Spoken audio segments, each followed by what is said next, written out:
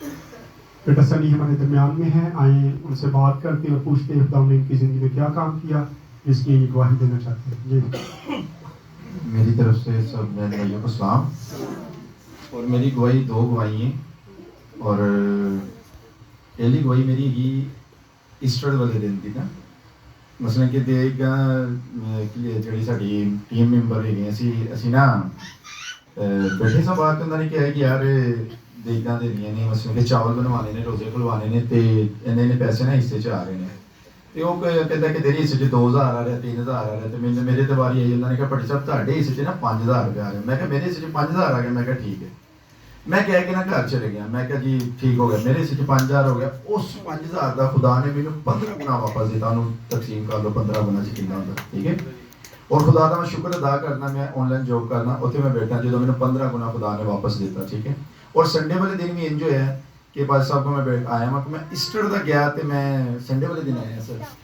और मैं आया तो पास साहब उत्थे बैठे, उन्होंने कहा जी इन्ने पैसे ना वो करना प्रोग्राम वो घटते पे ने। तो मैं बस किन्ने किन्ने आते हैं। उन्होंने कहा जी इन्ना खर्चा आ रहा। तो मैं जी मेरे हिस्से 'ਚ ना 10000 तुम पा दो।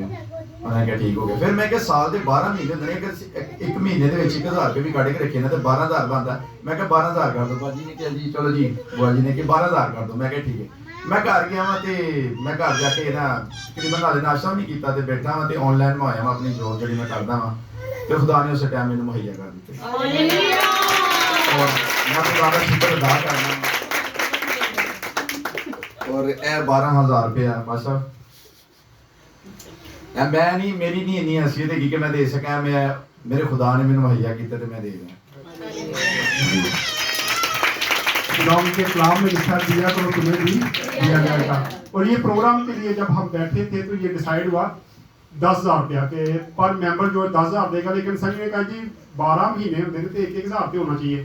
तो इसने कहा जी 12000 देंगे हम सारे मेंबर। मैं शुक्रगुजार हूँ सबका कि ये इस तरह जब दिलेरी करते हैं तो खुदा दोबारा लौटाता भी है। ये जेहन में रखे, उसी टाइम मिल गई, उसी वक्त खुदा देता है। 2 गवाही उसने शेयर की है। ईस्टर पे उसने दिया, खुदा ने 15 गुना दिया। और अब जब उसने खुदा ने इसलिए ये अभी दिए इसने आज है, लेकिन सिर्फ मान के गया था तो जाते ही खुदा ने इसको क्या कर दिया, दे दिया, मुहैया किया। और ये खुदा मुहैया करने वाला खुदा है।